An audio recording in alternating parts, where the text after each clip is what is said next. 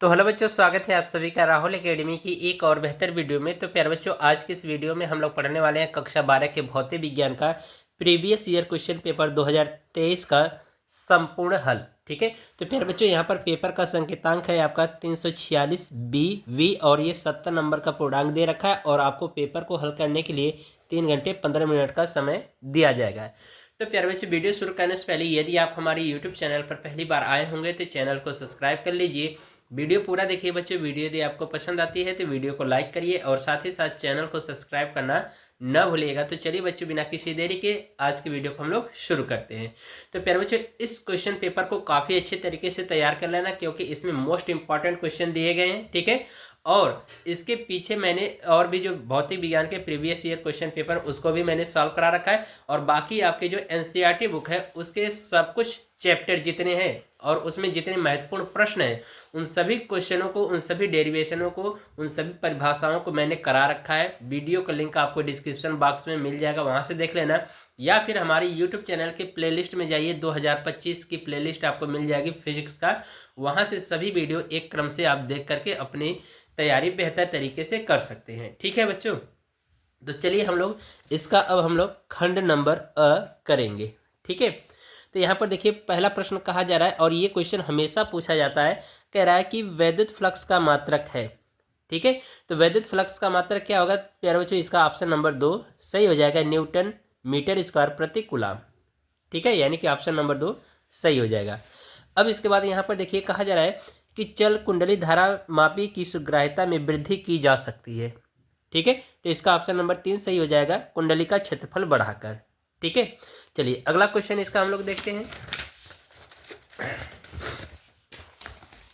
अगले क्वेश्चन में देखिए कहा जा रहा है कि एक आदर्श पीएन संधि अग्रदिशिक बायस एवं पश्च दिशिक बायस की दशा में प्रतिरोध क्रमशः होंगे। ठीक है, तो प्यारे बच्चों इसका ऑप्शन नंबर 4 सही हो जाएगा, 0 एवं अनंत। ठीक है, प्यारे बच्चों मैंने पीएन संधि डायोड क्या होता है, इसका अग्रदिशिक और पश्च दिशिक सब कुछ पढ़ा रखा है। ठीक है, एक क्वेश्चन आपको बच गया, उसको मैं बहुत जल्दी प्रोवाइड करूंगा। पीएन संधि डायोड पूर्ण तरंग दिष्टकारी के रूप में, ये क्वेश्चन बचा, इसको मैं आपको बहुत जल्द वीडियो प्रोवाइड कर दूंगा। बाकी सभी क्वेश्चन मैंने करा रखे, पूरी कंप्लीट फिजिक्स के जितने भी महत्वपूर्ण डेरिवेशन है सब कुछ करा रखा है, वहां से आप जरूर देख लेना बच्चों। ठीक है, अगला क्वेश्चन देखिए, घ वाला कहा जा रहा है कि द्रव्य तरंगों के संबंध में सत्य कथन है। ठीक है, तो इसका ऑप्शन नंबर 3 सही हो जाएगा, यानी कि इन तरंगों का तरंग दैर्ध्य कण के आवेश पर निर्भर नहीं करता है। ठीक है, अगला क्वेश्चन देखिए, कहा जा रहा है कि हाइड्रोजन परमाणु की द्वितीय कक्षा में इलेक्ट्रॉन का कोणीय संवेग होता है। तो प्यारे बच्चों इसका ऑप्शन नंबर 3 सही हो जाएगा, यानी 2.1 × 10⁻⁻34 जूल सेकेंड। ठीक है, 6 वाला क्वेश्चन देखिए, कहा जा रहा है कि वायु में रखे किसी पतले उत्तल लेंस की फोकस दूरी 10 सेंटीमीटर और कहा जा रहा है कि लेंस के प्रथम फोकस से एक वस्तु को 5 सेंटीमीटर की दूरी पर रखा गया है, तो द्वितीय फोकस में प्रतिबिंब की दूरी क्या होगी? तो इसका ऑप्शन नंबर 2 सही हो जाएगा, 15 सेंटीमीटर। ठीक है, इसको सॉल्व करके आप चेक कर लेना। ठीक है, अगला हम लोग खंड देखेंगे, खंड नंबर ब। इसमें देखिए दूसरा जो प्रश्न है इसका क वाला, ये आपको सिलेबस में नहीं है, हटा दिया गया।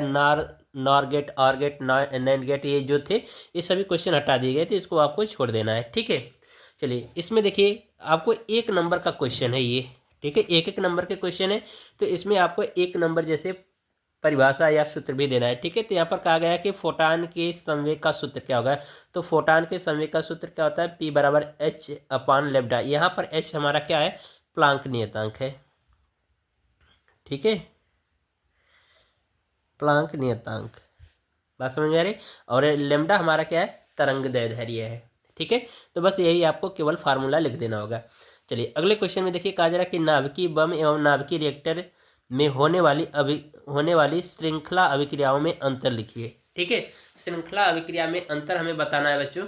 तो यहाँ पर देखो केवल आपको बता देना कि ये जो नाभिकीय बम है इसमें कौन सी अभिक्रिया होती है? इसमें अनियंत्रित श्रृंखला अभिक्रिया होती है। 1 नंबर का क्वेश्चन है, तो बस इतना ही लिख देना, अनियंत्रित श्रृंखला अभिक्रिया। ठीक है, बात समझ आ रही? और ये नाभिकीय रिएक्टर में कौन सी अभिक्रिया होती है? इसमें लिख देना है कि इसमें नियंत्रित, यानी इस अभिक्रियाओं को नियंत्रित किया जा सकता है, यानी कैडमियम की छड़ द्वारा नियंत्रित श्रृंखला अभिक्रिया होती है। ठीक है, ये हो गया इसका आंसर। अगला क्वेश्चन देखिए, इसमें कहा जा रहा है कि किसी समतल वैद्युत चुंबकीय तरंग में वैद्युत क्षेत्र का समीकरण इतना आपको दिया गया है। ठीक है, तो कह रहा है चुंबकीय क्षेत्र का समीकरण लिखिए। ठीक है, तो चलिए इसको हम लोग सॉल्व कर लेते हैं बच्चों। ठीक है, मोस्ट इंपॉर्टेंट क्वेश्चन, इस तरह के क्वेश्चन आपके पेपर में आते हैं। ठीक है, तो यहाँ पर जो दिया गया है ये चुंबकीय यानी वैद्युत क्षेत्र यानी विद्युत चुंबकीय क्षेत्र का जो ये समीकरण दिया गया है इसको नोट कर लेते हैं। ठीक है, यहाँ पर देखिए लिखेंगे दिया है, दिया है, दिया गया पेड़ बच्चों ई बराबर, यहाँ पर आपको है ई बराबर 60 साइन, कोष्टक में दिया गया है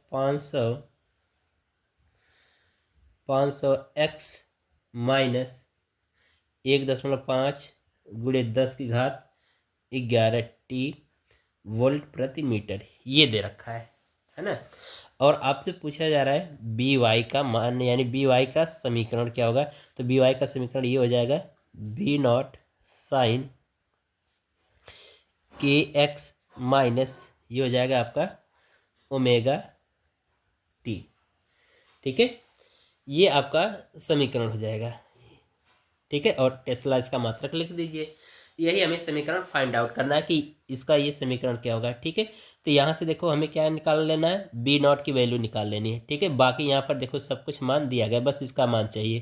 तो इसके लिए फार्मूला होता है प्यारे बच्चों सी बराबर ई नॉट अपॉन बी नॉट से, ये फार्मूला होता है। इस फार्मूले से हम क्या करेंगे, मान निकाल लेंगे। ठीक है, ये फार्मूला होता है। तो देखिए यहाँ से बी नॉट की वैल्यू निकालेंगे तो ये हो जाएगा हमारा बी नॉट बराबर ई नॉट अपॉन सी। ये सी क्या है, प्रकाश की चाल है, इसी मान रख दीजिए तो ये हो जाएगा बी नॉट बराबर ई नॉट की वैल्यू यहाँ पर देखो दे रखा है। ठीक है, तो ये हो जाएगा 60 अब बट्टा सी का होता है प्रकाश की चाल 3 गुणे 10⁸ ठीक है, इसको काट देंगे तो 20 बार चला जाएगा। ठीक है, तो यहाँ से बी का मान निकल जाएगा 20 गुणे ये ऊपर जाएगा तो माइनस में हो जाएगा 10⁻⁻8 टेस्ला। ये बी नॉट की वैल्यू निकल गया। अब समीकरण पूछा है तो इसी में मान अब रख दीजिए तो हो जाएगा, लिख देना चुंबकीय क्षेत्र का समीकरण बी वाई बराबर बी का मान कितना है यहाँ से बी नॉट का 20 गुणे 10⁻⁻8। ठीक है, और इसके बाद देखो दिया गया है आपको यहाँ पर हो जाएगा साइन।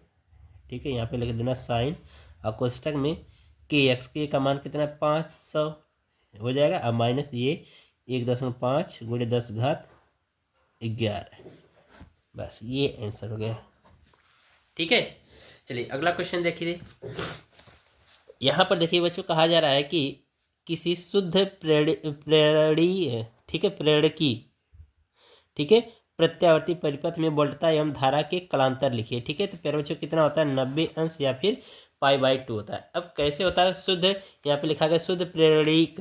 ठीक है, शुद्ध प्रेरणिक का मतलब होता है प्रेरकत्व L, इसमें धारा और वोल्टता के बीच में कलांतर बताना है। तो प्यारे बच्चों इसको देखो, जब मैंने LCR परिपथ बताया था, ठीक है डेरिवेशन कराया था, तो वहाँ पर एक ग्राफ भी बताया था कुछ इस तरह से।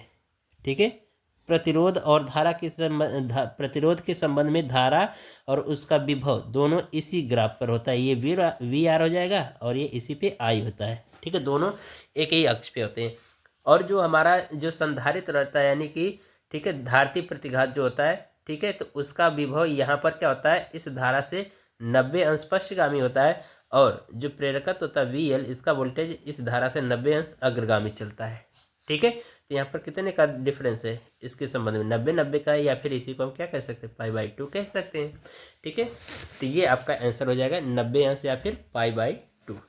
ठीक है, बाकी क्वेश्चन यहाँ पर देखिए कहा जा रहा है कि च वाले में कह रहा है 1.5 वोल्ट विद्युत वाहक बल वाले सेल का आंतरिक प्रतिरोध 0.1 ओम है और सेल को 2.9 ओम के बाह्य परिपथ से जोड़ने पर सेल के सिरों का विभवांतर कितना होगा। ठीक है, चलिए इस क्वेश्चन को सॉल्व कर लेते हैं।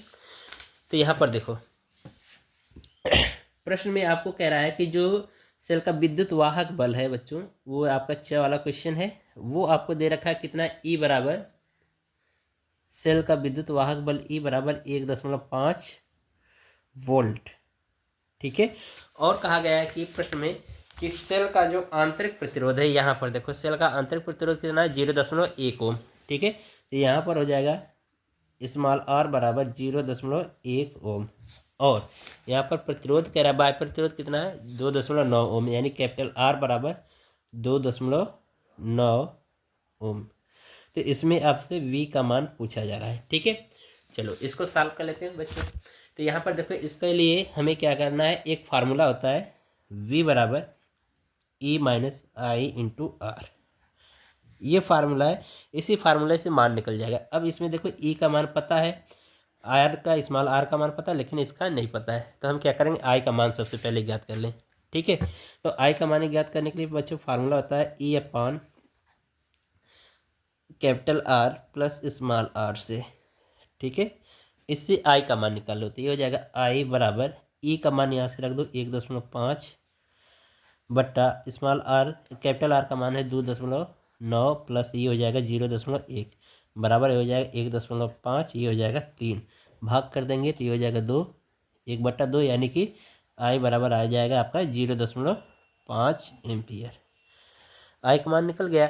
अब इसी में आई का मान रख दो। ठीक है, तो ये हो जाएगा V बराबर ई का मान यहाँ से 1.5 माइनस आई का मान 0.5 और गुणे आर का मान 0.1। ठीक है, गुणा करा दीजिए, ये हो जाएगा 1.5 माइनस ये हो जाएगा 0.05। ठीक है, गुणा कराने के बाद इसमें से घटा देंगे बच्चों, तो ये हो जाएगा V बराबर 1.45 वोल्ट, यही आंसर हो जाएगा। ठीक है, बढ़िया क्वेश्चन था और इसका डेरिवेशन मैंने करा रखा है। ठीक है, ये जो फार्मूला है ना, ये सभी फार्मूले, इन सभी के डेरिवेशन मैंने करा रखे। अगर नहीं देखें बच्चों प्लीज़ आप उन सबको डेरिवेशन को तैयार कर लो, आपके पेपर में पूछा जाता है। ठीक है, चलिए अगला क्वेश्चन देखेंगे इसका।